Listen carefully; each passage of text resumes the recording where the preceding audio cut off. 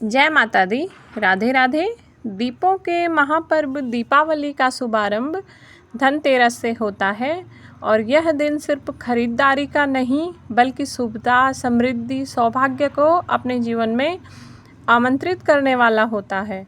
कहा गया है धनतेरस पर खरीदी गई शुभ वस्तुएं घर में माँ लक्ष्मी और कुबेर देवता का वास कराती हैं। इसलिए आज हम आपको बताने जा रहे हैं कि वह 13 खास चीज़ें जो धनतेरस के दिन खरीदनी चाहिए, क्योंकि यह चीज़ें चुंबक की तरह धन, वैभव और समृद्धि को अपनी ओर खींचती हैं। धनतेरस पर सबसे पहली जो चीज़ है वह है माँ लक्ष्मी जी और भगवान गणेश जी की प्रतिमा। लक्ष्मी पूजन में इनकी स्थापना से घर में स्थायी सुख समृद्धि बनी रहती है। मिट्टी की प्रतिमाएं खरीदें। इसके अलावा चांदी, सोने या अपनी सामर्थ्य अनुसार धातु की प्रतिमाएं भी खरीदी जा सकती हैं। दूसरी वस्तु है चांदी या पीतल का बर्तन। यह दीर्घायु और स्थिर संपत्ति का प्रतीक माना जाता है। तीसरा, धन्वंतरी देव की प्रतिमा या चित्र आरोग्य और स्वास्थ्य का वरदान देते हैं। भगवान धन्वंतरी। चौथा, नई झाड़ू। घर की दरिद्रता और नकारात्मक ऊर्जा को बाहर करने के लिए धनतेरस के दिन झाड़ू की खरीदारी की जाती है। पांचवा है गोमती चक्र, जो कि माँ लक्ष्मी जी के स्थायी रूप से घर में बनाए रखता है और गोमती चक्र माँ लक्ष्मी जी को अत्यंत प्रिय होता है।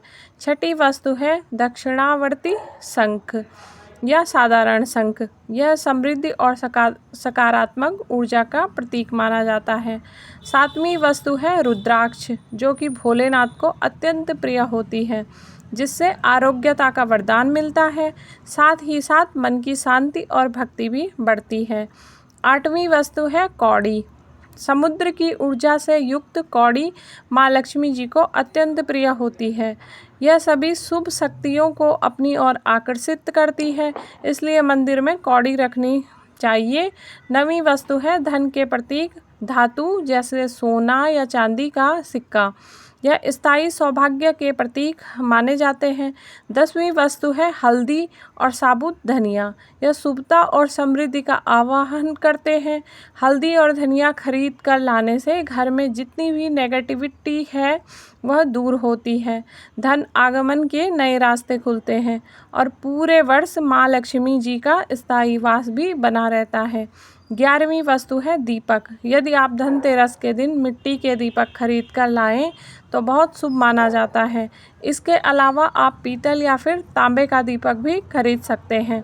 12वीं वस्तु है स्वास्तिक या शुभ लाभ का चिन्ह या श्री यंत्र और कुबेर यंत्र, जिन्हें धनतेरस के दिन खरीद कर लाने से घर में पूरे वर्ष भर माँ लक्ष्मी जी का स्थायी निवास बना रहता है। 13वीं वस्तु है सेंधा नमक या फिर साधारण नमक। इसके अलावा डली वाला नमक भी इस दिन खरीद कर लाया जा सकता है और डली वाले नमक से धनतेरस के दिन से लेकर अगले 5 दिनों तक यदि पानी में मिलाकर पोछा लगाया जाता है तो उससे भी घर में नेगेटिविटी दूर होती है। इन 13 वस्तुओं के अलावा भी कुछ चीज़ें खरीद दी जाती हैं, जैसे मंदिर में प्रतिमाओं को पहनाने के लिए पोशाक, मंदिर के लिए आसन या पीले वस्त्र और नए वस्त्र घर में पहनने के लिए। इसके अलावा हिंदू धर्म में जो पौधे पवित्र बताए जाते हैं जिनका पूजन किया जाता है, जैसे पारिजात या फिर आम, समी का पौधा नर्सरी से खरीद कर लगा सकते हैं, क्योंकि धन्वंतरी भगवान की पूजा भी धनतेरस के दिन की जाती है। कुबेर देवता का पूजन भी दीपावली तक किया जाता है, तो इस दौरान आप जड़ी बूटियां या जो औषधियां होती हैं वह भी धनतेरस के दिन खरीद कर ला सकते हैं।